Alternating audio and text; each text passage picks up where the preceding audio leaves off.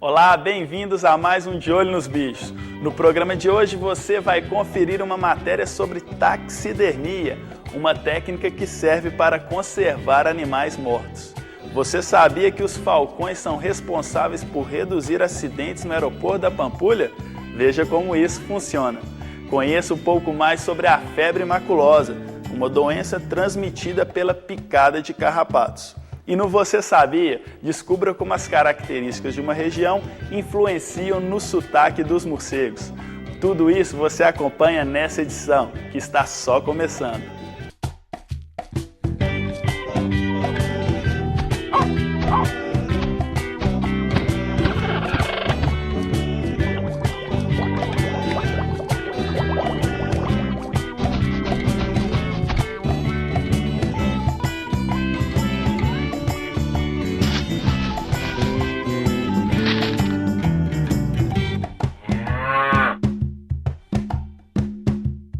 Taxidermia. O termo é derivado de duas palavras gregas, taxis, que significa movimento, e derma, que significa pele. É a arte de preservar animais mortos e serve para várias finalidades. Saiba mais sobre a importância da atividade na reportagem de Maria Luísa Matar. Gorila, hipopótamo e zebra. Eles vieram parar aqui graças à taxidermia, uma atividade que ajuda a preservar o passado, reconstituindo as características físicas do animal. Mas como isso é feito? A taxidermia é o processo de você conservar um animal de uma maneira mais natural, de uma aparência mais natural. É feita a base de você eviscerar, você tirar as vísceras do animal e você tratá-lo com produtos que evitem a deteriorização, a decomposição dele. A gente faz um congelamento, tira algumas medidas, principais, chamada de morfometria. Então, depois dessas medidas, a gente retira toda a pele do animal e todas as estruturas, osso, músculo, órgãos, a gente tem que substituir por um material inorgânico. Depois que ela é toda preenchida, as extremidades, cabeça, cauda, as patas, a gente fecha essa pele e põe ela em posicionamento para secagem. Para o preenchimento do corpo do animal, muitos profissionais utilizam o algodão, material que possibilita um formato mais natural, diferente das famosas palhas usadas no passado. Desde a época da Renascença, quando começaram a substituir algumas estruturas, alguns modos de preenchimento do animal, que naquela época utilizavam a palha, serragem, alguns locais ainda até utilizam serragem, só que ela não dá um formato natural do corpo. Uma técnica utilizada para várias finalidades. A inicial, quando se começou a captar animais, formando os gabinetes de curiosidade, era mais a intenção de pessoas nobres, ricas, terem coisas curiosas, exóticas dentro de casa. A partir do momento que teve a visão do exótico, passou ao científico, os cientistas começaram a usar isso para estudo científico. A taxidermia científica ela é voltada para comparação de espécies que não foram identificadas, dependendo do local onde que foi feito o levantamento dos animais. Para os estudos científicos, os animais são montados de forma a facilitar o condicionamento. Nesse laboratório, os de médio porte cabem na gaveta e podem ser preenchidos com algodão. Já as espécies maiores são estudadas desta forma, com a pele esticada. A origem das coletas varia. Entre as possíveis causas está a morte natural, mas nem sempre é assim. As coleções foram e ainda são alimentadas, não só aqui, mas em qualquer lugar do mundo, por coletas sistemáticas. A taxidermia é uma atividade antiga. Ela existe desde 2.500 anos antes de Cristo no Império Egípcio. Hoje, a técnica contribui não só para estudos científicos, como também para a educação ambiental. É o caso desse museu de uma escola particular de Belo Horizonte que abriga peças variadas. Aqui, o objetivo é estimular a curiosidade e conscientizar os alunos. A gente mostra para eles o animal, o hábitat, a beleza, a raridade, o exótico, a educação ambiental. Nós temos a função do animal aqui é essa. Para a criançada, uma forma diferente de aprender. Nunca vi um animal assim, tipo uma coruja desse jeito. Eu posso pesquisar mais sobre ela e descobrir de onde que ela é, dos lugares que ela é. Se eu chegar num lugar que tenha esse animal, ele é selvagem, ele é carnívoro, vai ser bem difícil de conseguir uma imagem dele. É bem mais legal ver de pertinho, porque ver na TV não é a mesma coisa do que ver assim de pertinho.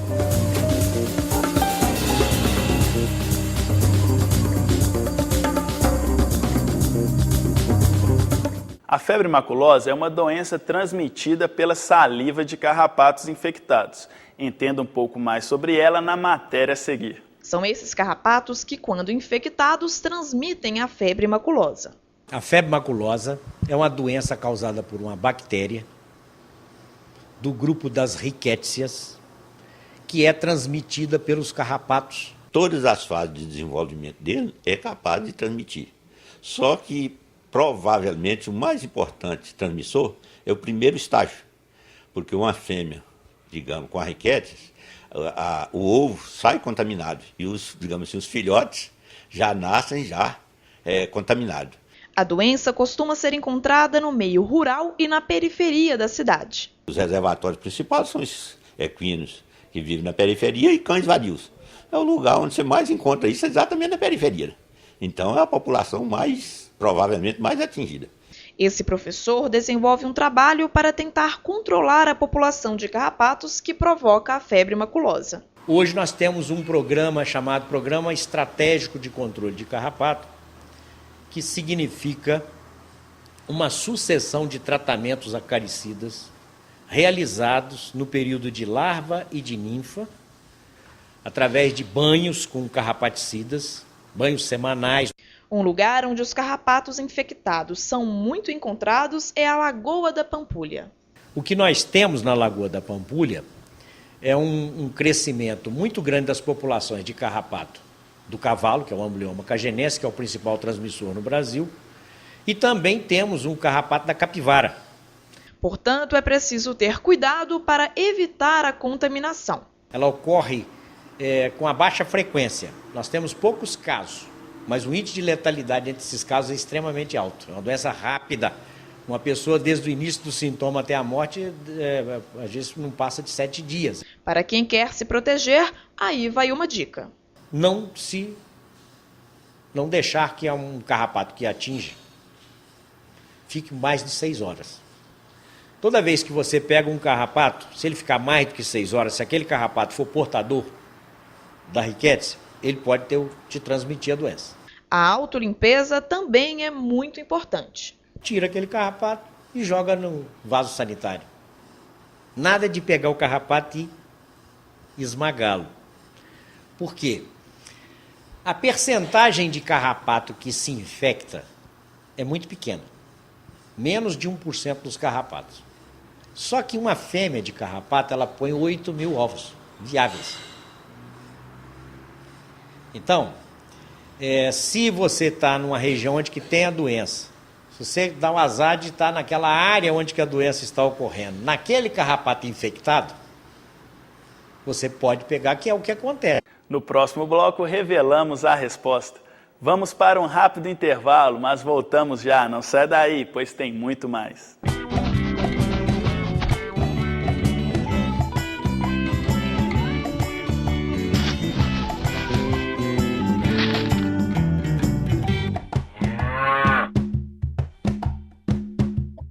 Você sabia que alguns aeroportos utilizam falcões para garantir a segurança aérea do local? É o caso do aeroporto da Pampulha, que conseguiu reduzir o número de acidentes com aeronaves causados por pássaros.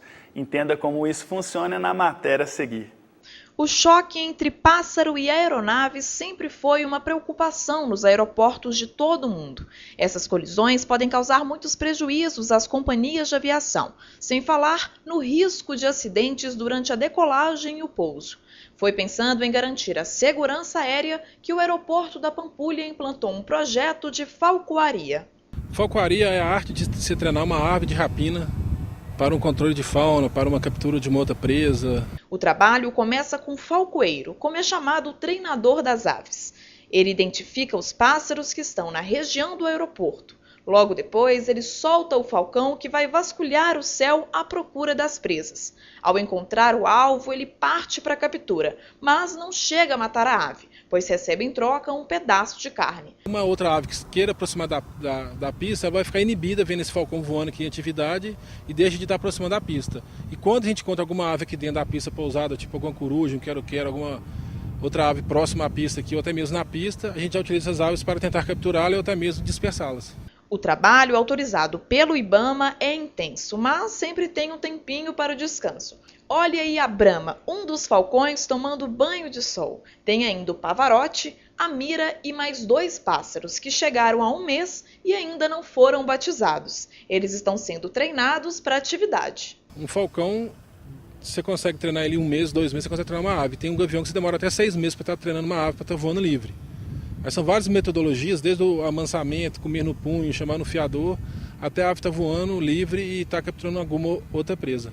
Durante o trabalho, a luva garante a segurança do treinador. Que é para proteger o falcoeiro e para ter mais conforto para a ave também, que ela fica mais fixa e mais tranquila na hora das atividades na pista. Outro objeto importante é este aqui, que faz a simulação de uma ave. Aqui é o lure, que simula uma ave, que a gente coloca uma recompensa aqui no meio, que é para fazer um exercício na pista. Só depois de um longo treinamento, os falcões vão para a pista. Eles capturam pássaros de pequeno porte.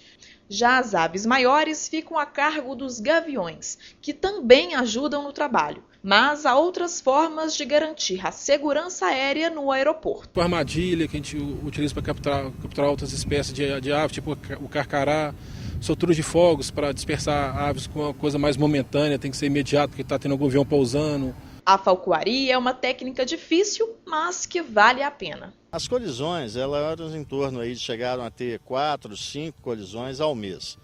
Com a contratação da empresa e esse trabalho que é feito hoje de falcoaria e outros tipos de armadilha, essa colisão caiu para em torno de 2 ao mês. É um número bom, porque a aviação ela vem crescendo 26% ao ano. E a gente teve aí uma redução de pelo menos 25% ao longo desses 3 anos do trabalho das colisões. Então é bem satisfatório e a tendência é que venha a zerar.